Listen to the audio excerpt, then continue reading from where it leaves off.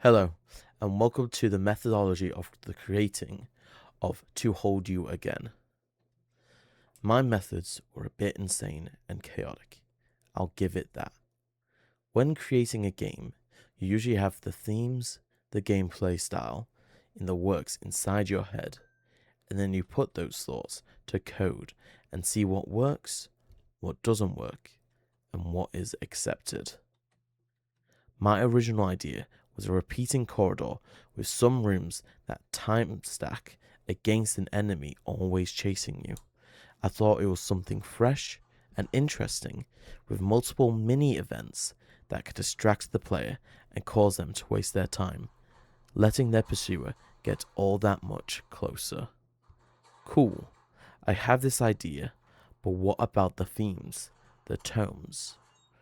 Well, fortunately, I bought an asset bundle with an office pack that would be perfect as the environmental aspects of the game. Now, all that was needed was the story. The story was born from my experiments with inventory, chests, and crafting systems, and outblossomed the idea of picking up herbs and plants to heal our dying mother. That quickly evolved into the psychological horror that I have today. But why was the character thinking herbs will save their mum? Well, now they're a foolish little child. What was the mother suffering from, and why did the little girl not understand? Well, she is now suffering from something similar to Huntington's.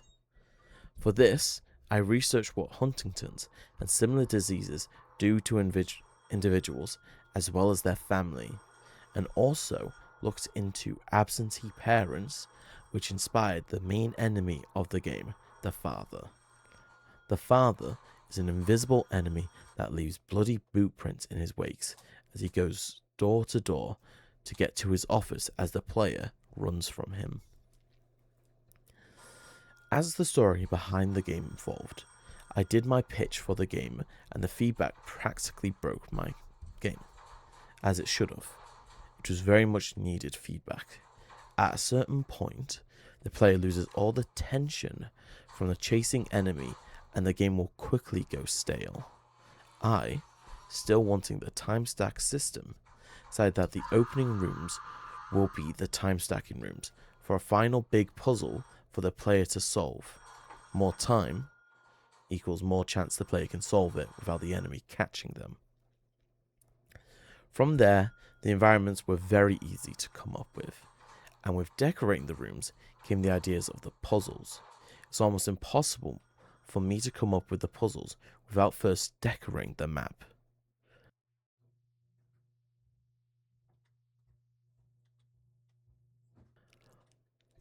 But before all that was the mechanics.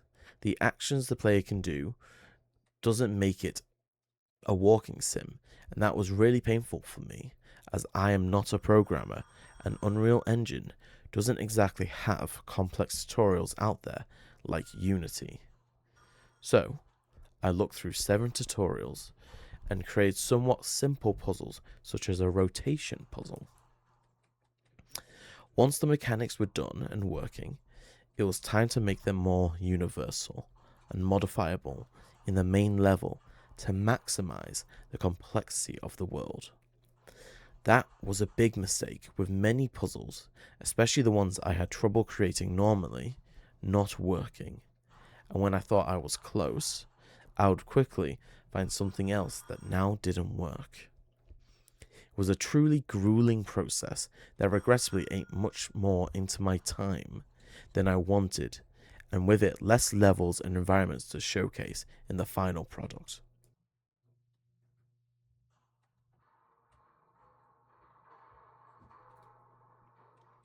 Many of the mechanics ended up being from Unreal Engine Resident Evil tutorials, as these games were a main point of inspiration even before finding the tutorials. Such games like Resident Evil Biohazard and Bad Parents were great examples of what I wanted my game to act like. The environments were inspired by the Evil Within series, and I believe that is most evident with the combination of unique and unusual environments, as well as the hiding room segment. My design philosophy, especially for the environmental design, is trust your eye. If you think it looks good, it usually does, and as such, most objects were hand placed and rotate to fit a specific purpose. Each of the desks were designed with the person that works there in mind. A clumsy, messy person has random papers littered about their desk, with a fan waiting to blow it all the way. This is how I came up with the twisted and distorted hiding segment room.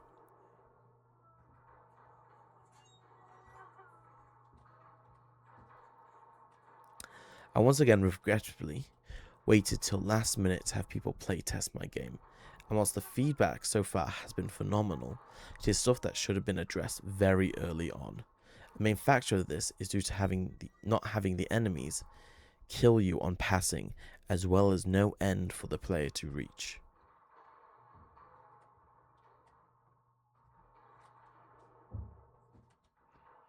I am not skilled at many things. From coding to animation, I struggle. But even though I struggle, I still tried. That is evident in the custom animations I created for the mother. They are rough and not polished at all, but they are my creations, and it makes me a little proud to know that I have taken the first steps into animation. This philosophy of looking for stuff I need at the creation of it is what pushed me forward with the sound design too. Only when I needed the sound did I look for it, and didn't think into the future of what sounds I would potentially need. Whilst it definitely allowed me to have the sounds I wanted and were all being used, as in I wouldn't be getting a bunch of sounds that would never be used in the game, it still reflected a scattered brain style of development that I am actively working on correcting.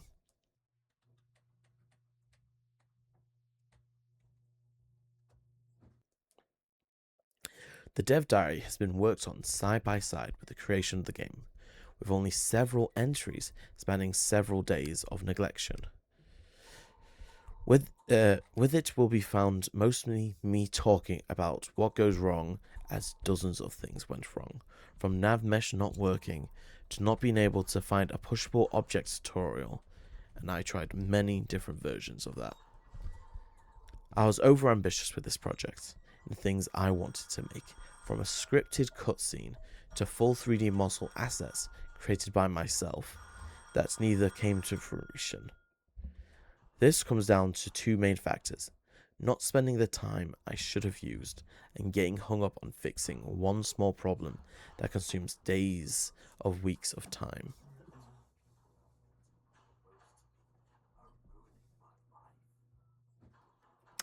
A weird method of mine that I've noticed when creating Unreal projects is that I create new projects every so often to polish and clean up the main project. I did this 3 times for this project, with the final one being the most polished and tidy in terms of code as well as folders. But even this project's version got messier as production continued, as new ideas were implemented.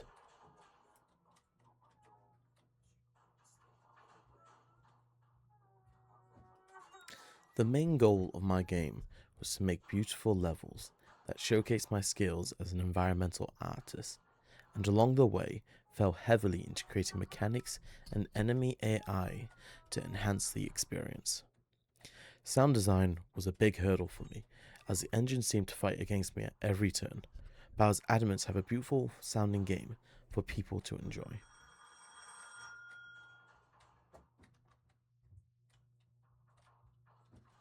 Looking back on the creation of a project, as important as this is nearly as important as the project itself.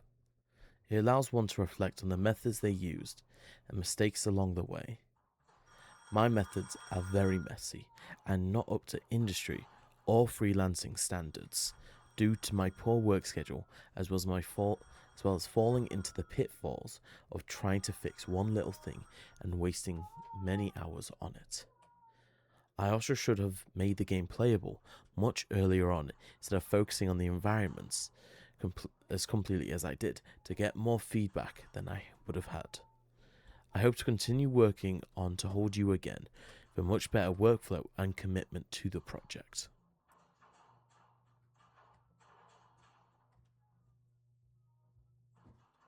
Thank you for listening to my methodology to the creation of To Hold You Again, and I hope you enjoy playing the demo.